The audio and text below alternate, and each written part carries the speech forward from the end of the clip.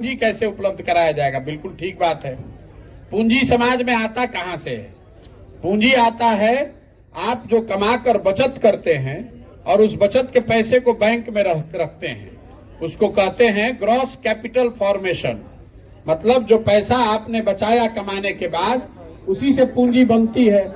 आप बैंक में पैसा रखते हैं और बैंक वाले पैसे को वापस समाज में ऋण के तौर पर देते हैं, चाहे स्टार्टअप के लिए दें, खेती के लिए दें, घर बनाने के लिए दें, गाड़ी खरीदने के लिए दें। इसको मापने के लिए देश में एक पैमाना है जिसको कहते हैं credit deposit ratio. RBI, reserve bank of India, ये आंकड़ा जारी करती है कि कितना पैसा बैंक में जमा हुआ और बैंक वालों ने कितना पैसा ऋण के तौर पर लोगों को दिया।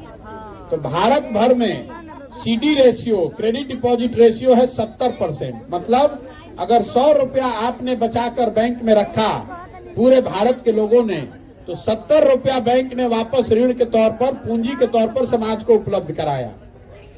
बिहार में सीडी रेशियो है 40%। तो इसका असर ये हुआ कि पिछले साल, जैसे पिछले साल को अगर आप एग्जाम्पल ले लीजिए, तो बिहार की गरीब जनता ने 4,21,000 करोड़ रुपया हमने आपने बिहार के बैंकों में जमा कराया। 4,21,000 करोड़ रुपया अपने बचत का। चूंकि सीडी रेशियो 40% है तो बिहार को लोगों को ऋण के तौर पर मिला 1,61,000 करोड़ रुपया।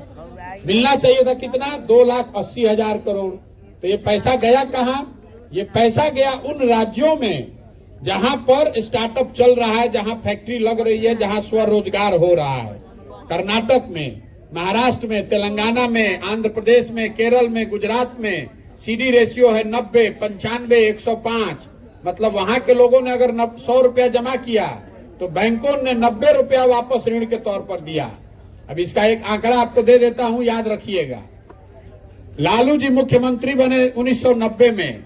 1990 से लेकर पिछले वित्तीय वर्ष तक 32 वर्ष में बिहार में बैंकों ने बिहार के लोगों की बचत की राशि 26,35,000 करोड़ रुपया दूसरे राज्यों में शिफ्ट कर दिया, दूसरे राज्यों में जाकर लोन दे दिया। तो आपको पूंजी मिलेगा कैसे? अब ये चूंकि टेक्निकल बात है इसलिए इतने बड़ी सभा में मैं बताता नहीं हूं ज्यादा, लेकिन अगर आप इसको जानना चाहते हैं तो आरबीआई का रिपोर्ट है, उसको देखिए। अगर हम लोग की सरकार हो जाए, अगर हमारी चलती हो जाए, तो हम सबसे पहला काम बिहार में सीडी रेशियो को सुधारने के लिए करेंगे। क्योंकि ये बैंकों की अपनी मनमानी नहीं है कि जितना मन होगा पैसा लीजिए और ऋण दीजिए। ये बैंकों पर कानूनन उन पर ये जिम्मेवारी है कि आपको 70% पैसा यहाँ ऋण के तौर पर देना है। लेकिन जैसे यहाँ टीचर और अधिकारी मुख्यमंत्री का बात नहीं सुन रहा है, वैसे बैंक वाला भी बात नहीं सुन रहा है। पैसा जमा हो रहा है बिहार के लोगों का और वो पैसा जाकर लोन दिया जा रहा है कर्नाटक, गुजरात में। इसीलिए हम लोग के पास पूंजी की कमी है। इसका आपको एक देखने को मिलता होगा कि आप यहाँ घर का लोन लेने जाते हैं तो आपको 10-20 हजार रुपया घूस देना पड़ता है। वही बैंक जब दिल्ली में आप लोग घर खरीदने जाइएगा तो बैंक वाला आकर आपको गिफ्ट दे रहा है, ये बता रहा है कि हमारा इंटरेस्ट, हमारा ब्याज दर कम है, हमारा ब्याज दर कम है, हमसे लीजिए लोन। तो जो बैंक वहां आपको दौड़ाकर लोन दे रहा है, बिहार में वही बैंक लोन देने के लिए आपसे घूस मांग रहा है।